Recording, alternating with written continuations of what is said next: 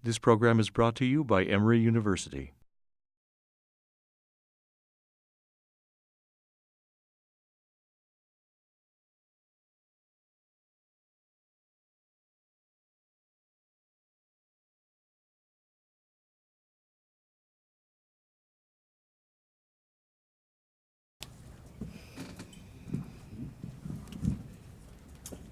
All right. Well, good morning, everyone. Good morning. How's everyone enjoying the conference so far? Yes. Good. Welcome to the second session this morning, which is the Beloved Community in the Age of AIDS. My name is Justin Smith, and I'm an ORAS Fellow at the Centers for Disease Control and Prevention in the Division of HIV/AIDS Prevention. And we are joined here this morning by three illustrious colleagues who will be talking about a topic that is very near and dear to my heart, which is sort of community perspectives on HIV and AIDS and how we create community in the face of loss. We're going to be joined by L.H. Stallings, who is an associate professor of gender studies at Indiana University. Her research and teaching interests are Black sexual culture, African American literature, feminist theory, and queer of color critique. She is the author of Mother is Half a Word, Intersections of Folklore, Vernacular, Myth, and Queerness in Black Literature and Culture from the Ohio State University Press, as well as numerous essays and articles. Her second book is Funk the Erotic, Freak, Sex Work, and Transathletics in Black Literature and Culture, and it takes up concerns about creativity, imagination, and labor in Black sexual cultures. We also have Marlon Bailey, and Marlon Bailey is an associate professor of gender studies and American studies at Indiana University, Bloomington. He is a visiting professor at the Centers for AIDS Prevention Studies at the University of California, San Francisco. Marlon's book, Butch Queens Up in Pumps, Gender, Performance, and Ballroom Culture in Detroit, was recently published by the University of Michigan Press. Butch Queens Up in Pumps, I love that title, is a performance ethnography of the house ball community in Detroit, Michigan, and throughout North America. Butch Queens Up in Pumps is a finalist for the Lambda Literary Book Award in LGBT Studies. Dr. Bailey has published essays in Feminist Studies, Souls, the Journal of Gay and Lesbian Social Services, AIDS Patient Care and STDs, and in several book collections. Marlon's essay, Engendering Space, Ballroom Culture and the Spatial Practice of Possibility in Detroit, appears in the themed issue for which he is also the co-editor with Rashad Shabazz, entitled Gender and Sexual Geographies of Blackness, in Gender, Place, and Culture, the Journal of Feminist Geography. Bailey is also an accomplished actor, director, and performance artist. He has performed at professional theaters in San Francisco, Washington, D.C., Louisville, Minneapolis, and Detroit. He most recently performed a piece based on his new research entitled Exploring Black Queer Sex, Love, and Life in the Age of AIDS at the University of Texas, Austin. Bailey is the recipient of the Joan Heller Bernard Fellowship from the Center for Gay and Lesbian Studies in New York City. He is also the co-winner of the Modern Language Association GLQ Caucus Compton Knoll Prize for Best Article in LGBTQ Studies. Marlon holds a PhD in African American Studies with a designated emphasis in gender, women, and sexuality from the University of California at Berkeley. And last but certainly not least, we have Jonathan Berhanu, who is a research associate with the Wisconsin Equity and Inclusion Laboratory, WALAB, a PhD student in educational policy studies, and a master's student in gender and women's studies at the University of Wisconsin. His research agenda centers on the experiences of college men at predominantly white institutions, specifically examining the complexities of developing a racial and gender identity congruent with their college environment. With respect to his professional career, Jonathan has worked in urban youth development as it relates to college readiness and preparedness since 2002. Most recently, he served as a 2012 summer fellow at the University of Pennsylvania Center for the Study of Race and Equity in Education in Philadelphia, Pennsylvania, a 2010 Educational Pioneer Summer Fellow in Los Angeles, California, as well as a senior trainer at the Posse Foundation in New York City. He received his bachelor's in business administration from Adelphi University in Long Island, New York, and a master's of science education from the University of Pennsylvania's Graduate School of Education in Philadelphia.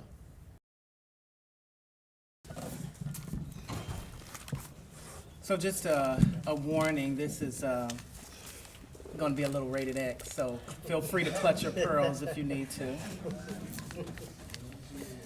What I want, what I'm told, what I want, and what I do, examining black gay sex, pleasure, and risk. During our interview, Raheem, a black gay man who lives in Detroit, demonstrated for me the secret knock that he uses to gain access to the Anything Goes sex party to which he was invited. He received the instructions for attending the sex party the previous night through a text message from the organizer. Unlike other sex parties Raheem had attended, this Anything Goes party was not advertised through any of the usual gay websites that gay men use, such as Adam for Adam or Black Gay Chat. This party is double underground, and the only way Raheem knows about it is because he knows the organizer and has participated in parties before. Other black gay men find out through word of mouth, since it is a get-together that happens regularly. Raheem arrives at the hotel located in the nearby suburb of Detroit, right off of Highway 10. He does the secret knock. Once he gets to the door of the room, there are a variety of measures taken to keep Anything Goes parties private and away from various forms of surveillance, such as the hotel staff or the police, because it is typically illegal in a Midwestern state like Michigan, or at least it is against hotel regulations. Anything Goes also signifies raw sex. So given the stigma associated with condomless sex and busting nuts inside someone, these parties are also secret to avoid potential outings from who Raheem refers to as condom Nazis. Raheem sees someone look through the peephole and open the door of the hotel room. Upon entering, he is asked to show the text message he's received with instructions before he is allowed to proceed into a suite, and approaches a makeshift reception desk in the sitting area of the suite. He immediately sees a bucket of some alcoholic concoction and a bowl full of condoms and lube. Raheem is entering a sex space in which, as he describes it, nothing really matters. Perhaps this is a way for him to experience those ephemeral moments of sexual bliss, a temporary escape from a world in which everything matters, and the standards of what matters are defined by others, even regarding his own body. The Anything Goes sex party is a moment and space in which black gay men have the right to fuck, and fuck raw if they want, as writer Hirakuti puts it in his 2007 essay in which he asks, after all, whose booty is this? These days, the combination of black gay men and high-risk sex is increasingly a common topic in disease prevention discourse in public health and popular culture, ostensibly motivated by the epidemic's disproportionate impact on our communities. These discourses scrutinize and penalize black gay men, placing blame on us by constructing us as the vectors of disease who should not have sex at all, let alone high-risk sex.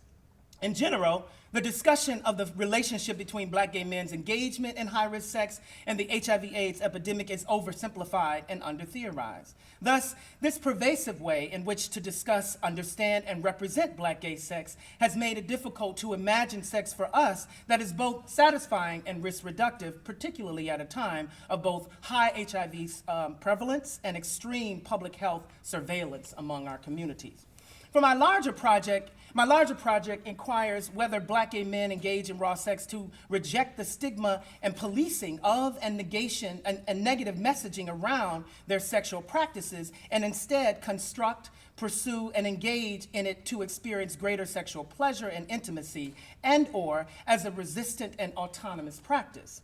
I also consider ways to conceptualize a notion of sexual health for black gay men that is neither sutured nor reduced to disease and the risk thereof.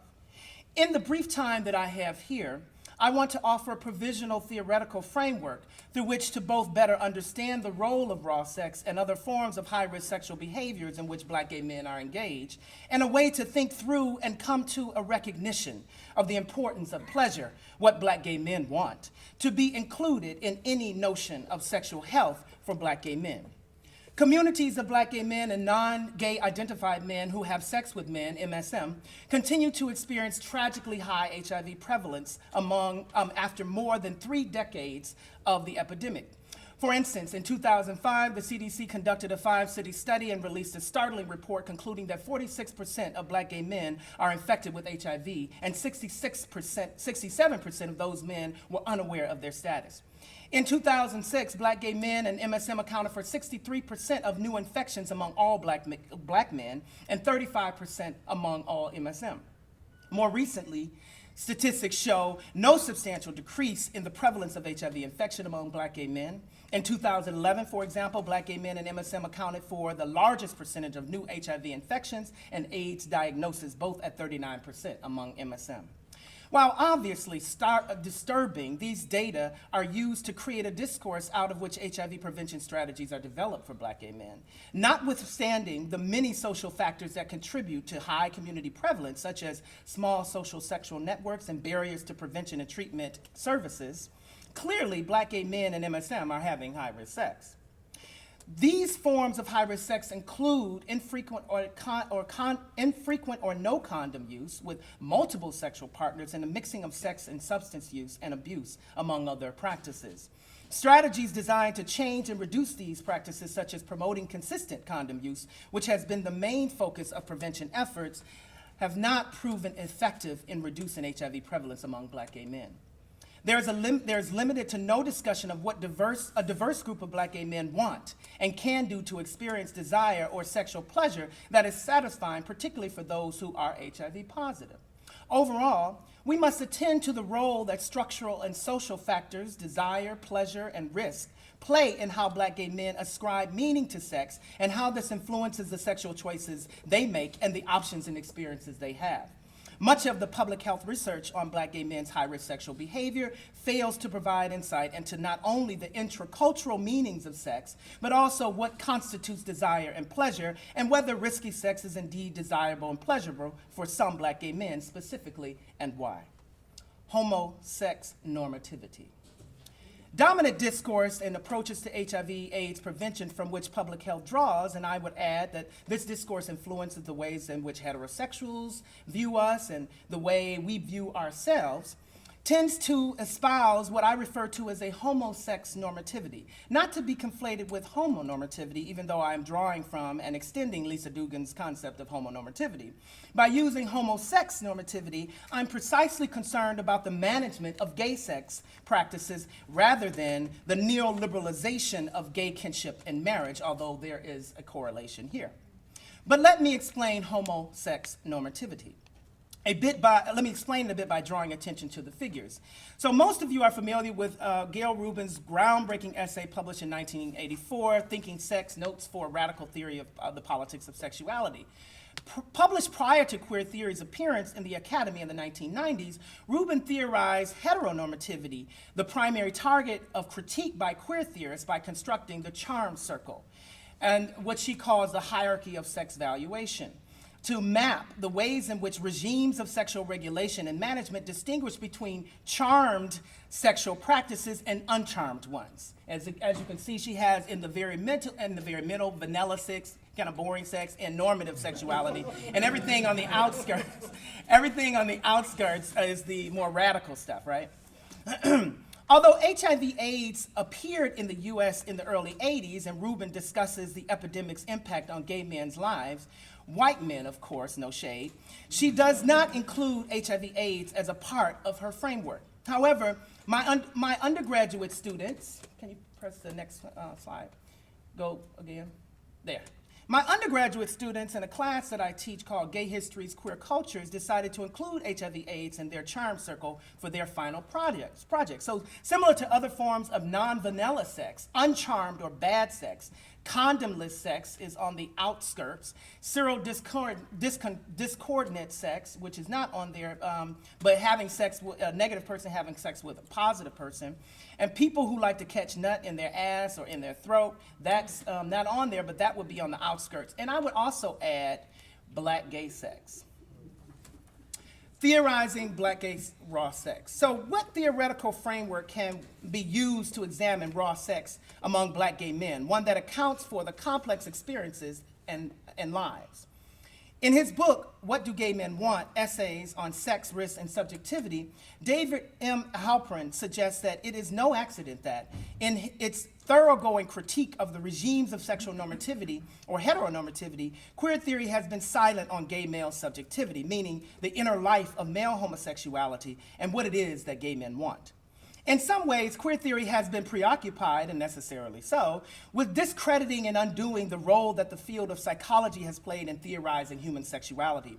For a long time, psychology has treated homosexuality and other non-heteronormative sexualities as pathologies. However, drawing from Michel Foucault, queer theorists have convincingly argued that normative regimes of sexuality and prescriptions of sexual desire and practice are produced and naturalized through seemingly innocuous societal institutions such as science, education, and religion. These discursive productions of sexuality are internalized by socially disqualified sectors of society, and their seemingly successful efforts to overthrow or be included in oppressive institutions end up producing new ways and forms of naturalizing normative sexuality. Halpern further argues that this queer critique has also been integral to gay and lesbian resistance to the national repathologization of homosexuality in the advent of the HIV/AIDS epidemic. Bringing this discussion back to Black, cultural anthropologist Lyndon Gill coined the concept of erotic subjectivity from his ethnographic study of a communal response to the HIV/AIDS epidemic in Trinidad and Tobago. Gill explores what can be learned from an HIV/AIDS prevention program called the Chat Room at Friends for Life, a Trinidad-based NGO. His notion of erotic subjectivity highlights the relationship between the erotic and the subjectivity that challenges apolitical, passionless, and secular interpretations of how we come to know what we know about ourselves, each other, and our world. For Gill, erotic subjectivity is a theory of Black diasporic gay subjectivity in the age of AIDS, as well as an epistemological position that highlights the interconnection between the political, sensual, and spiritual dimensions of the struggle against the epidemic in Trinidad and Tobago. He contends that erotic subjectivity is both a way of reading the world and being in it as a Black gay man. And as an analytic concept, it provides a post-colonial theoretical response to mechanisms of sexual subjugation through gender and racial difference by which Black gay men have been victimized throughout the diaspora. I want to extend Gill's theorization to Black gay men in the US, who not only must withstand the scourge of the AIDS epidemic, but who are also coerced and sometimes forced to describe to erotophobic and homophobic rules of sex, homo sex normativity. Such rules deny us the right to the kind of sex afforded to heterosexuals and often white gay men as well. Furthermore, I am interested in how Black gay men navigate the complex relationship between what the regimes of normalization tell us not to do, what we want, and what we do sexually nonetheless. Informed by Gill's theorization, I suggest an alternative way of thinking about raw sex, one that emerges through an analysis of Black gay men who unabashedly claim these desires and practices in their profiles on gay social sexual websites. One might interpret the content of these profiles as a performative resistance to or an outright rejection of homo-sex normativity. Hence, the raw sex profile presents an alternative epistemology of sex in this age of AIDS for Black gay men. This allows for Black gay men to imagine sexual possibilities beyond the normative, less stigmatized sexual practices usually avail to them. So the profile provides, many of you have seen Adam for Adam profiles, but it provides a whole bunch of information, height, ethnicity, dick size, and whether you're cut or uncut and all of this kind of stuff. And it also provides your HIV status. Now this profile says, and I'm just gonna highlight a couple points on it. Who's real? Where the 100% bottoms? And so he says, I'm not into safe sex, so if your profile says safe sex only, you will be ignored. If you want dick, why a long list of demands? Either you do or you don't. Fuck until we both bust nuts, or fuck until we both come. No versatile guys, I need a straight up bottom. And he also says that anything goes for him, and he's HIV negative. So out of all of the information provided, there are two aspects of the profile that are important to my theorization here, and let me go through them quickly. His outright rejection of safe sex and his claim of a negative HIV status. First, in his profile, this black gay man calls out a kind of hypocrisy for those who hide behind the moniker of safe sex, but who do not actually practice it. He requires that men claim raw sex and not say safe sex only.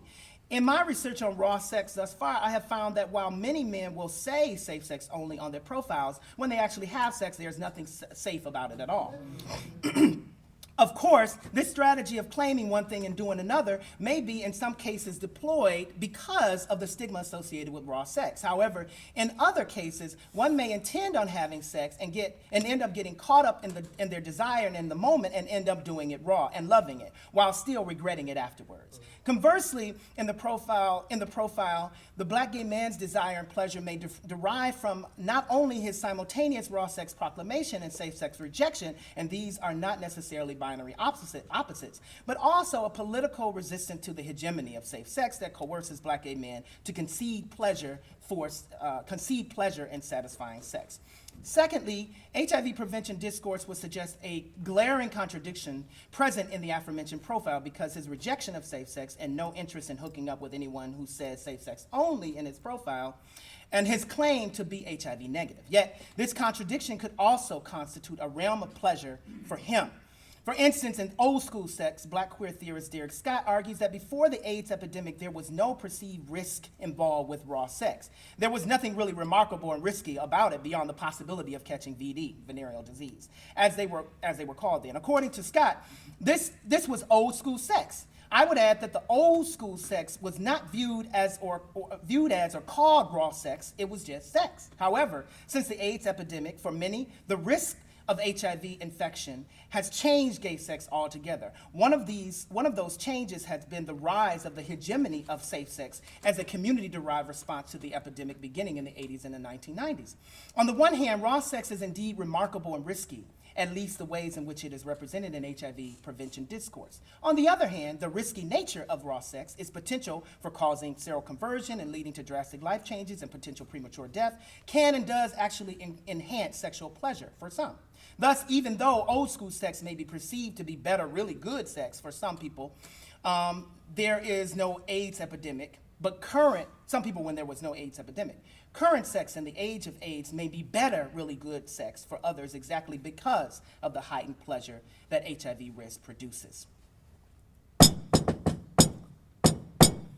After Raheem takes off all of his clothes, placing them into a paper bag with his name written on it, and gives it to a guy working the party, he enters the dark back room. As soon as he enters, he smells a mixture of sweat and cologne. He sees a king-size bed with dudes getting fucked all over it. Some doggy style, up against the wall, and others on their backs on the bed in every corner of the room. Everybody's fucking raw. And he neither sees nor feels condom packages on the floor. A dude comes up to Raheem, bends down in front of him and puts his dick in his mouth and starts to suck it until it gets hard. Then he turns around and claims a corner of the bed. He bends over and toots up his ass, signaling to Raheem to enter him raw. Soon after Raheem starts to fuck him, the guy's ass is so tight and hot that after a few pumps, Raheem feels like he's about to bust. You gonna let me come in this booty? You gonna let me come in this booty, nigga? The guy moans and starts breathing really hard as his thighs begin to shake intensely. Yeah, bust that nut, nigga, give me them kids. In our HIV prevention zeal, we as a society including our public health institutions and CBOs, have forgotten the old adage that says that injunctions help to produce the very practices and actions they aim to prohibit. But beyond this point, I believe that raw sex is more than just about sexual behavior, rather it is about subjectivity, or what black gay men want. Within a context and under conditions of multiple social disqualification, management, surveillance, and exclusion that we navigate and negotiate daily. Sexual desire, practice, and identity do not exist and happen outside of the context and conditions of disqualification. Rather, they are produced and emerge within them. Thus, as HIV prevention research and policy move toward a conceptualization of and an emphasis on sexual health, it is essential to include what this means for not only black gay men, but others who engage in risky sex among them. Thank you.